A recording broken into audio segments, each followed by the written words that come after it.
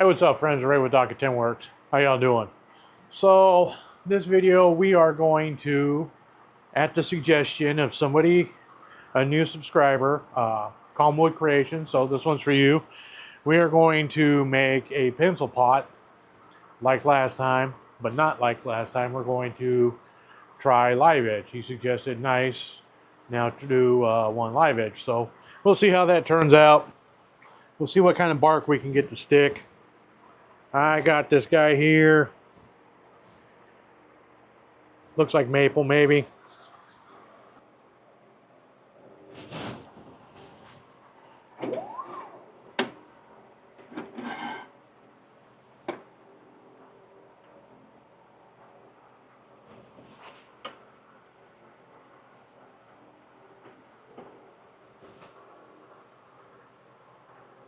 Yeah, that looks pretty good, actually. Okay, that's a step drive up in there.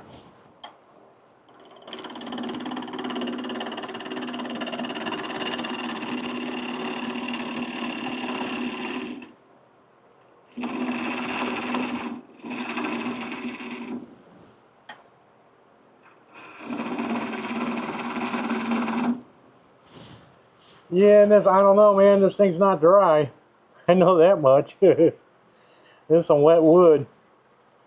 So, this thing's probably going to have some splitting and cracking and all that fun stuff, but oh well.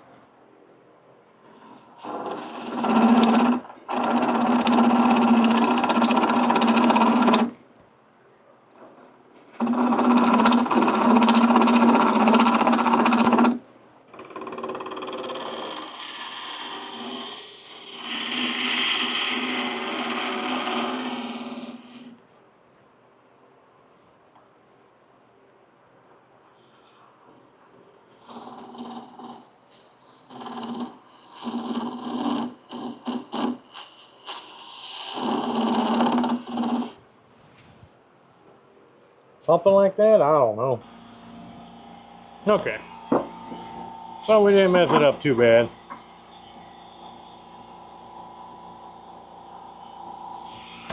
That should fit.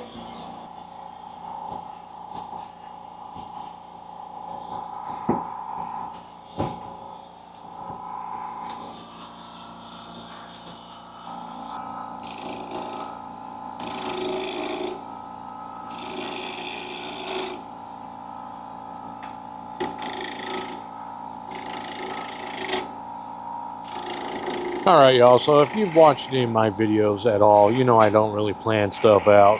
So I kind of started roughing this out, and then I decided I wanted to keep a live edge at the top and the bottom.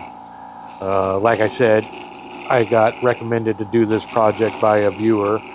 He wanted a live edge pencil pot, so this is my version of it, and I decided to keep live edge top and bottom. It gives a nice palm swell, and it's a good feel. It's kind of tapered inwards like a mild hourglass. And right here, all I'm really doing is I'm giving myself a little bit of clearance at the bottom so that I'll be able to have room to part it off later when I'm done. So it's kind of hard to tell on this, but there's at the base especially, it's really off-centered a little bit, and there's quite a bit of kind of air gap at the bottom, material floating out there that you don't really see. So I'm kind of really taking my time and not getting a catch and ruin that live edge down there.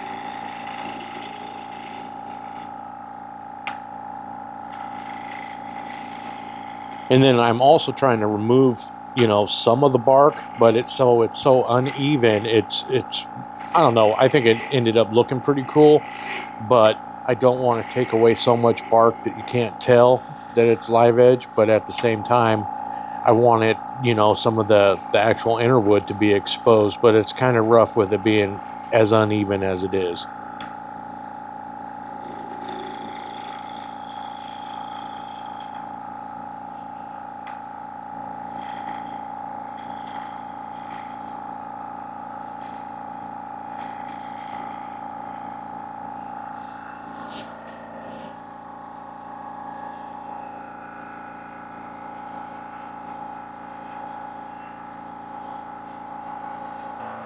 Yep, that was fast right there.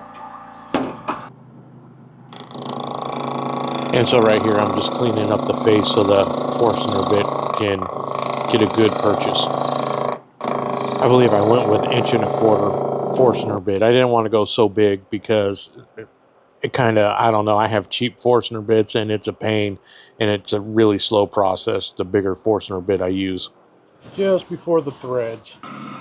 I just kind of eyeballed it, and it looks like if I drill down to right before the key chuck threads, right there, that it should be pretty accurate towards the bottom.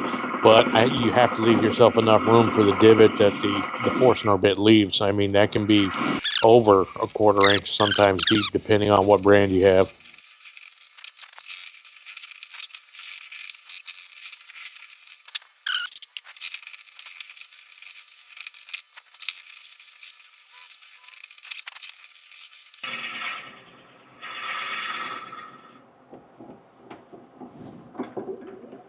Alrighty.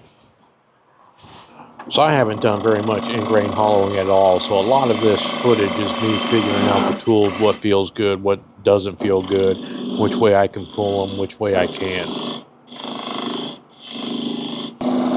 One thing for sure is the vibration and noise, kind of the chatter and the noise you get really is unsettling to me, because in bowl turning, that means something's wrong. You're about to lose your piece, something's going to break or explode, but it seems to be a normal occurrence with hollowing. So this tool here is a Ron Campbell Pro carbide tool that I got. It's like a collaboration with Carter Tools.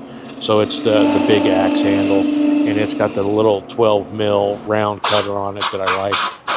That little 12 mil round cutter is really good for hogging out material. And then this is a square bit. I can't remember what mills it is. It's the large full-size one, and it's also from Carter and the big axe handle. Then I'm also using, for the first time ever, a box tool rest, and this is a robust. Oh yeah, and this is a square cutter. It's not the radius one. It's actually got the straight walls because I wanted it to kind of use as like in place of a box scraper because I don't have one. So to kind of like just clean up any grooves that I made with the round cutter is my thought process. As you can see though, I'm having a hard time finding the where I want the tool rest to be. I'm not familiar with it.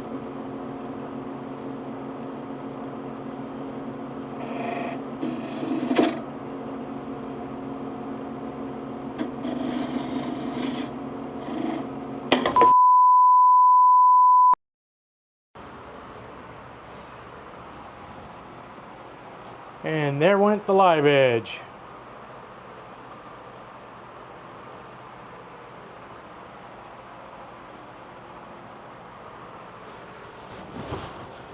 Okay, we're not giving up on you yet, but we got to fix this.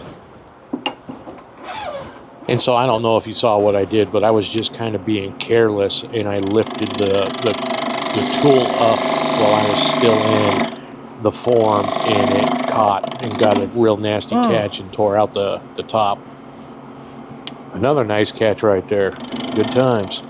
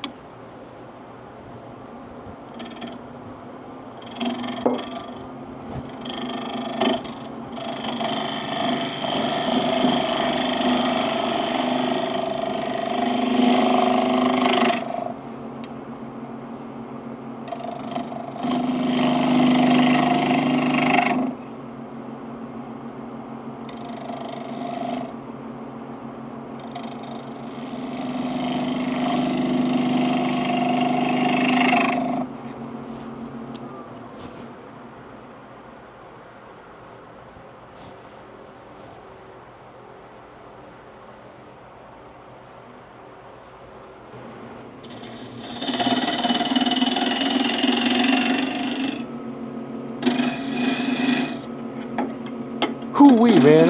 I'm getting nervous just watching me sometimes. There was another catch ready to happen right there. Just me being kind of careless and slamming my tool around, man. That was close a couple times.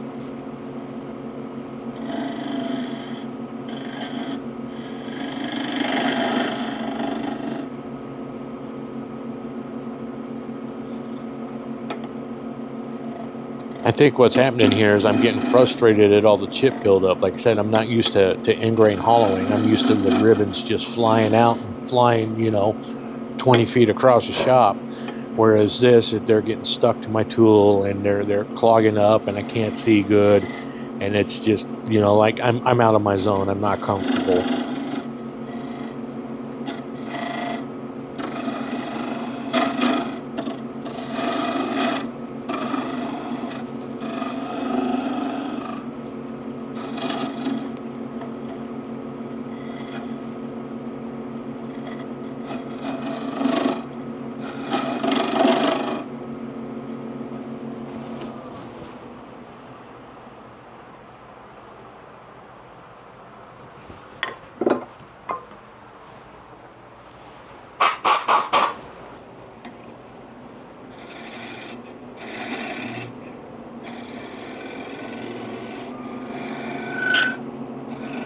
So I kind of am learning from my last mistake that I made on my pencil pot from like a video or two videos ago, was that I went and bored out the whole object first, and then when I came back to touch up the rim, I just got so much vibration. So I'm trying to establish the rim and move down instead of moving from the center out, so that I've still got mass down in the bottom.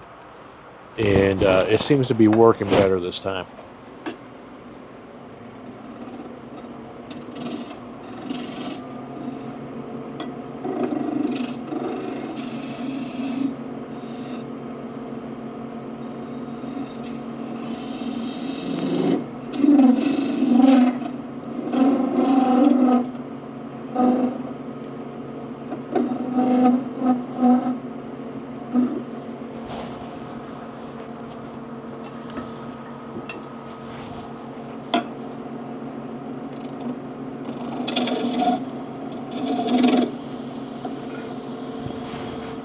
Nope.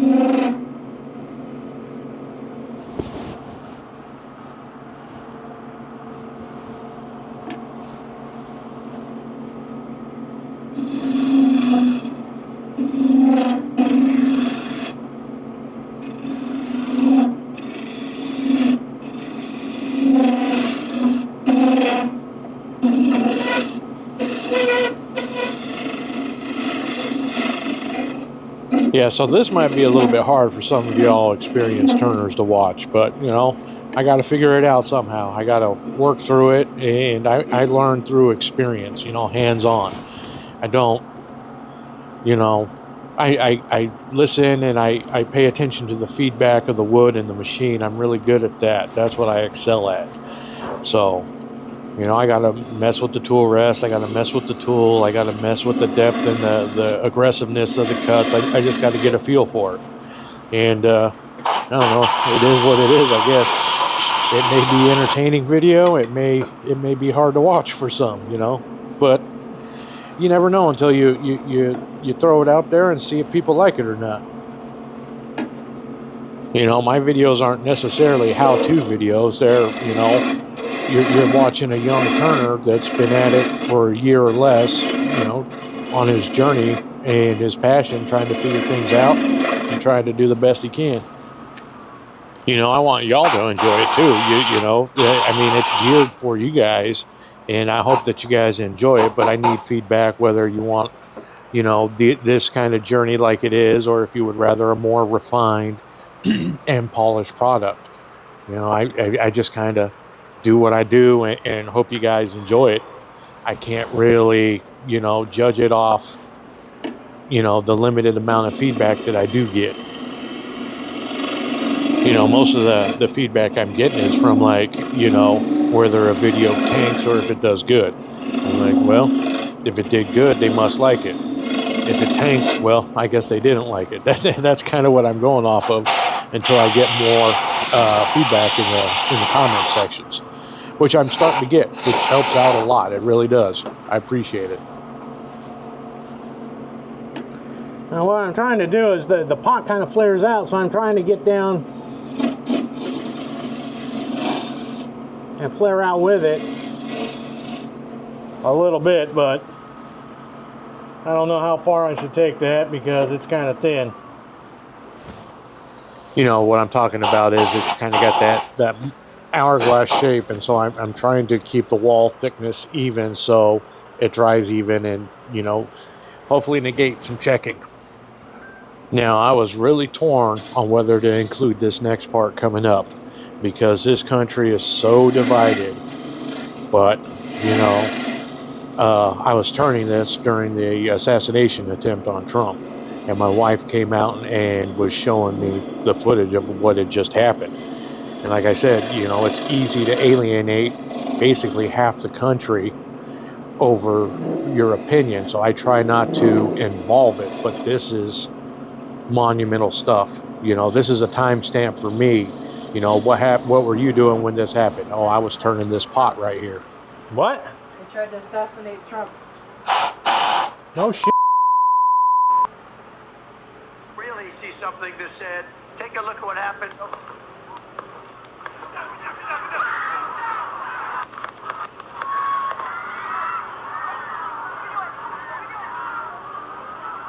The shooter's dead and somebody else is dead. There's several more shots.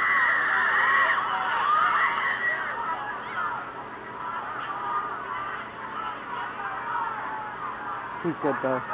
It grazed his ear and his face. It's only like 2 minutes long. You gotta wait till he gets up again.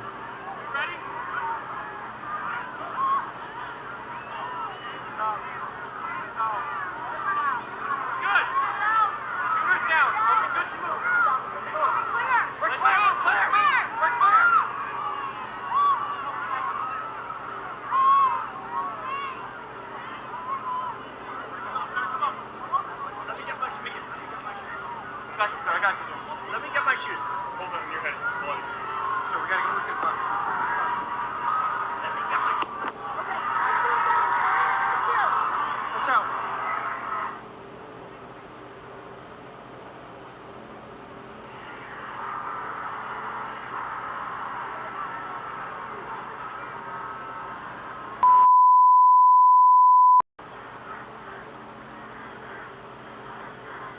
They're trying to cover him. He's like, fuck.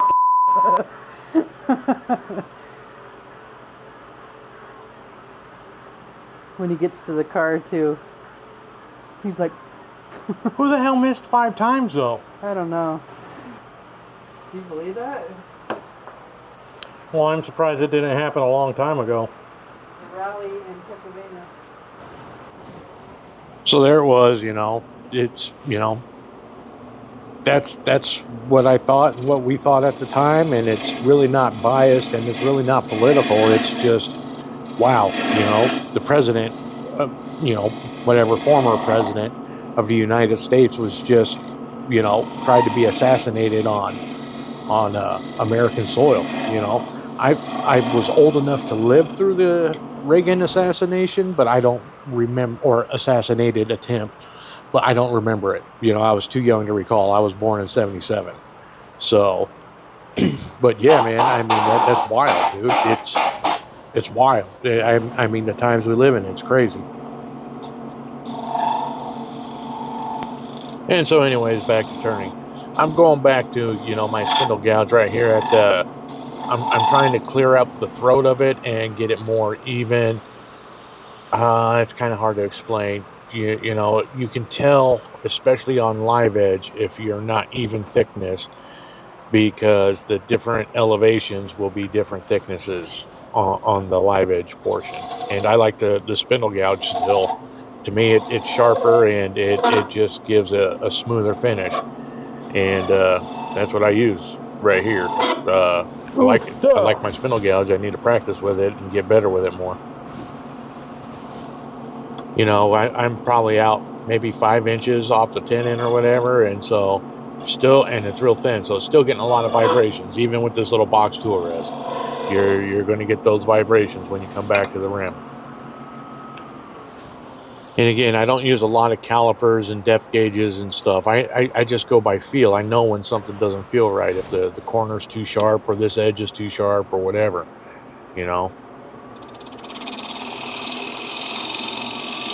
So I'm pretty sure I left enough material, and I'm removing material with the diamond profiled parting beading tool. Trying to get the whole name out there.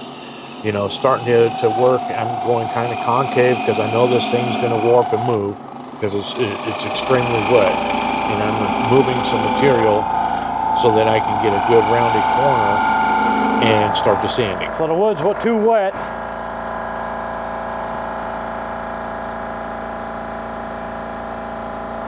For conventional sanding, so we're going to wet sand it. Man, I can't believe it. They just tried to assassinate Trump.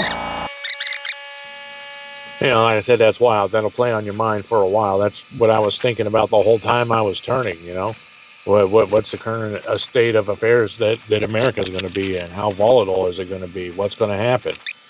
But anyways, I digress. I tried to go sanding and it was gumming up the paper really bad. So I just went to using walnut oil and sandpaper to get in there and sand it out. I wet sand with walnut oil on a lot of my turnings that are green wood turnings. Here's a fun little game you can play is how thin do you get the nub before you just call it quits and pull out the little pull saw.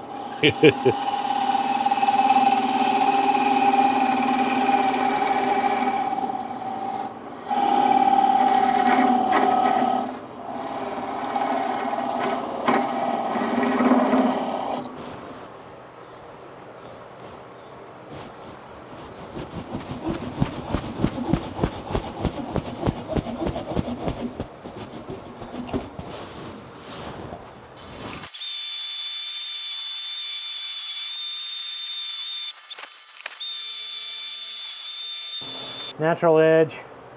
I originally thought it was maple, but I don't know. It's young and it's limb wood, but it's looking more maybe like possibly elm. I have no idea. I've got all kinds of crap in my yard, all kinds of interesting stuff.